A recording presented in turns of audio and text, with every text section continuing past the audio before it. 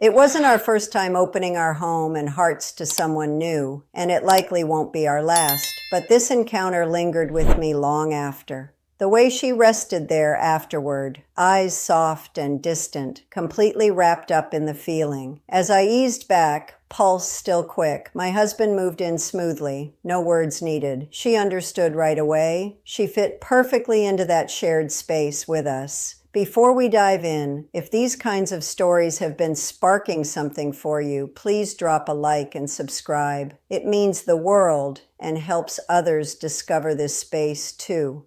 And if you're new here, welcome. I'm so happy you've joined us. I hope you stay and come back for more. Now let's get into it. He was already moving with me when I woke that morning. Golden sunlight slipped past the half-closed blinds, warming the bedroom as his body found mine in that steady, familiar way. One hand rested on my side, the other glided along my back, holding me close with every gentle shift. It felt right. His heat, his rhythm, the easy way our bodies remembered each other without any effort.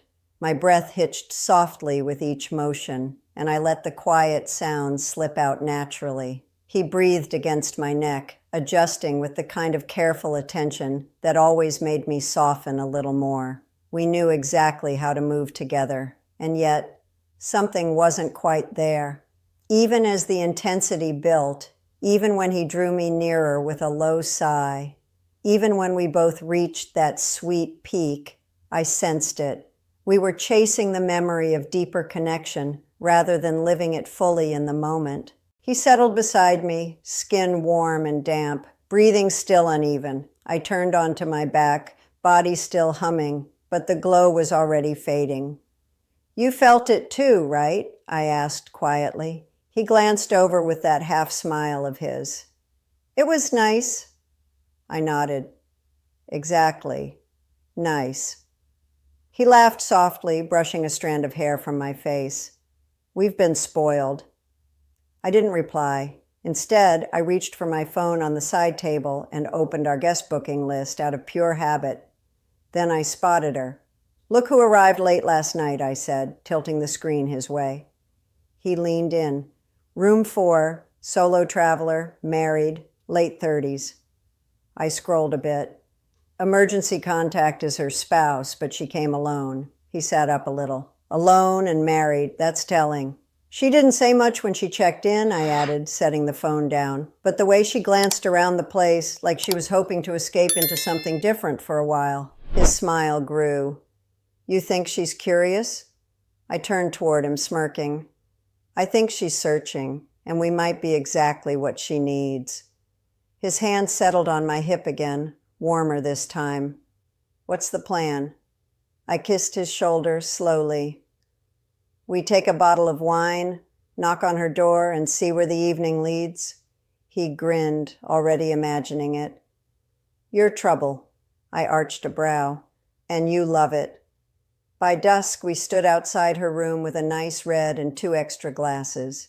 She answered in comfy loungewear and bare feet, looking pleasantly surprised but not startled. Just enough effort in her appearance to suggest she'd been quietly hoping for company. "Hi," I said warmly. "We wanted to give you a proper welcome." She eyed the bottle, then us. "That's really kind." "We insist," my husband added. And she stepped aside after only a brief pause, letting us in. The room felt cozy. Low lamps, a small plate of snacks she'd arranged, cheese, fruit, crackers, like she'd prepared it quietly, just in case. We settled around the little table, poured the wine, and started with easy questions. Where she was from, how long she planned to stay, what had drawn her here. She answered calmly, politely, but there was a quiet weight behind her words, something ready to unfold. "Traveling by yourself?" I asked lightly, topping off her glass. She nodded, her gaze drifting between us. "Needed a break from routine." "Your husband was okay with that?"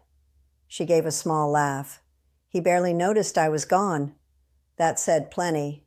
I raised my glass. His loss. My husband watched her with quiet interest. "Have you ever tried something different on a trip like this?" She blinked, then smiled faintly. Different how? He just held her eyes and sipped slowly. The wine flowed, and so did the conversation. Her shoulders relaxed. Her laughter came easier. She leaned forward more, asking us questions too. The air grew warmer, thicker, like something unspoken was building. At one point, I noticed her gaze linger on my mouth while I spoke, a quick spark, but real. Later, our hands brushed, reaching for the bottle. She didn't move away. "You don't strike me as someone who holds back for long," I said, voice softer. Her breath caught just a little. "I usually don't." We held that look a second longer than normal. No one spoke. No one moved. Then I leaned in and kissed her. Slow, gentle, sure. She didn't pull back. The kiss deepened naturally, her lips softening against mine. Her hand rested on my arm, fingers curling lightly as if testing the moment. She stayed. We rose together, still close, and I guided her toward the sofa. Another kiss, slower, letting the warmth build. Her body eased into mine, cautious at first, then more open. The rest of the evening unfolded in soft touches, shared warmth and quiet understanding, clothes slipping away like they belonged to the moment, skin meeting skin in the low light. We explored each other with care, savoring every sigh, every shiver, every shift that drew us closer. When the intensity peaked for her, she looked completely lost in it, beautiful and breathless. I turned to my husband. He had been watching, calm and patient. Our eyes met, and I gave a small nod. He stood, undressed quietly, and joined us. The energy shifted, deeper, more electric. He moved with her gently at first, then with more purpose, always reading her responses, keeping her right on the edge of wonder.